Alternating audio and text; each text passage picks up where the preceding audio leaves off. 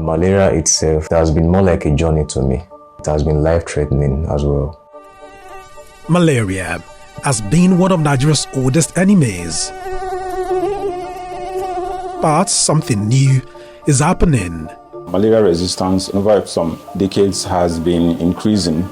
The enemy is learning how to fight back again.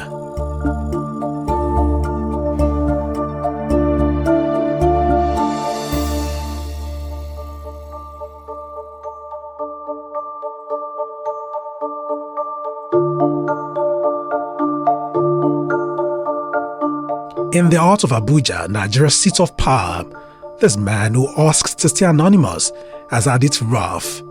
For 5 months straight, he's been locked in a cycle of fever, chills and prescriptions that never quite worked. I was given artemisinin injection for 3 days. Then the follow-up drugs was artemisinin for another 3 days. After the completion of the drugs, I think I waited for like 4 or 5 days. I went to check again to see if that was really cleared because of the way I was feeling, and to my greatest surprise, it triggered to 2+. So it means the whole medication didn't work.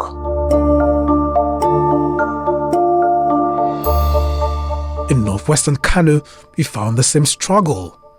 This woman has been battling malaria for about a month, each course of drugs offering only a few days of relief.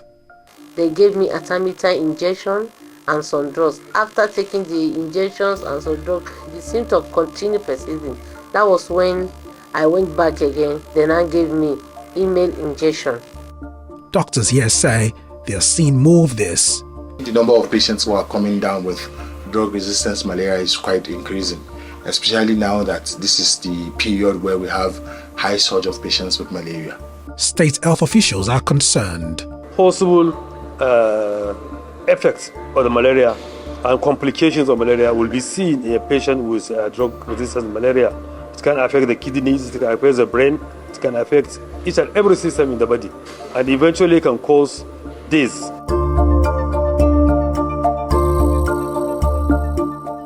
In Ibadan, capital of southwestern Oyo State, the reality is no different. Chills, pills, and persistent illness. Close to 2 months I've been having the malaria now. At the time, if I take some drugs, anti-malaria drugs, I will feel relieved.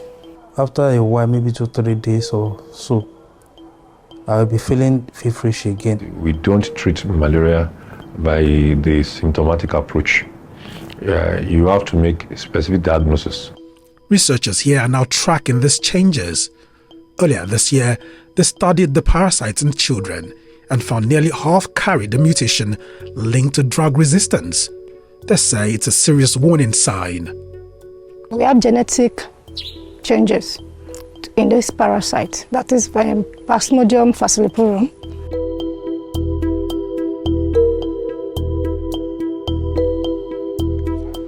And this isn't just research talk, it's personal. In August, I was admitted at the hospital for 4 days after routine malaria treatments failed. Doctors told me the parasite simply wasn't responding until they changed my medication and I finally got better. It's perhaps a sign resistance is no longer distant or isolated. It's reaching Nigeria's biggest city too.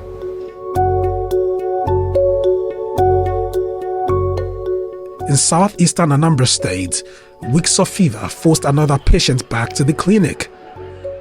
Some pharmacies that I went to, they'll be like, maybe I should go to lab. There are some malaria drugs now, they're not really working. Doctors here say they are treating more patients with slow or no response. The presentations have been more frequent, and the clinical diagnosis, laboratory confirmations have been more, and it's becoming clearer that the trend of resistance is upwards.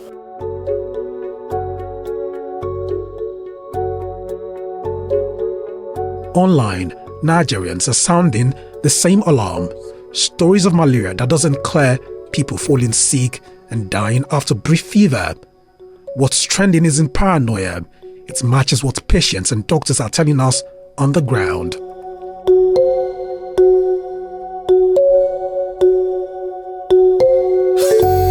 Drug resistance doesn't just appear overnight. We help it grow. Every time someone stops treatment early because they feel better, the parasite that survives learns to adapt. Fake and substandard medicines make it worse by delivering weak doses the parasites can outsmart. A lot of the patients we encounter in this environment abuse medications. It's either an overuse of medications or underdosing, which exposes them to mutant strains of Plasmodium parasites. Another reason would be exposure to these mosquitoes over and over. And preventing it is always better, but at some point, the mosquitoes get used to being treated, and they form a resistant pattern and a mutation in their genes. We've been here before. Decades ago, chloroquine was Nigeria's first line of defense. But misuse and poor quality pills gave malaria time to evolve. By the early 2000s, chloroquine failed so widely that Nigeria switched to artemisinin-based combination therapies, ACTs, in 2005. Now, researchers say we are seeing those first cracks again. They undergo genetic and metabolic changes, So due to this, they develop mutations, to resist these anti-malarials, especially the ACT, the artemisinin-based combination therapy. Usually we want combination drugs for treatment of malaria, and then you find people using one single drug, a specific drug with one molecule for treating malaria. Those drugs that are supposed to be meant for prophylaxis and for preventing malaria, people are using them completely to treat malaria.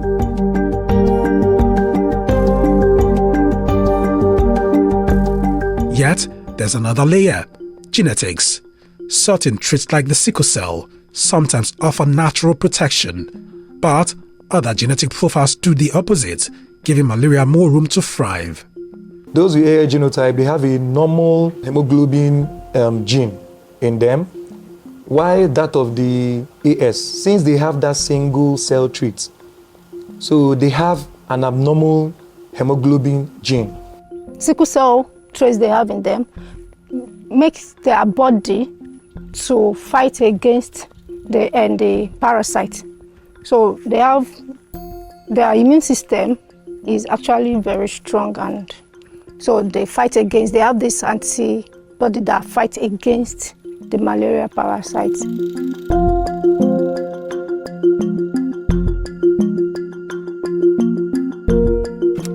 Nigeria records about 68 million malaria cases and over 190,000 deaths yearly. Officials say they are strengthening surveillance. The country is also rolling out malaria vaccination campaigns in high-risk states.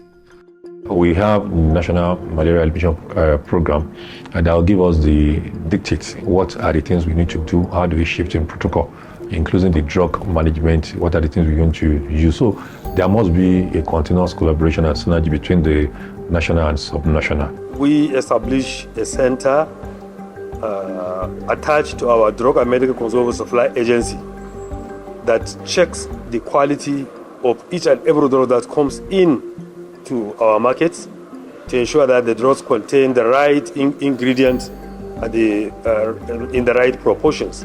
The fight against resistance is not only about better drugs, but also about proper health systems and community education. So there should be continuous surveillance and monitoring of resistance patterns and resistant genes. From Abuja to Kano, Lagos to Anambra, the stories are converging. Malaria is adapting. Experts say we can still outpace it with better drugs, faster surveillance, and smarter prevention. But insist delays will roll back years of progress and cost many more lives. Wale, Fakile, Just Nigeria.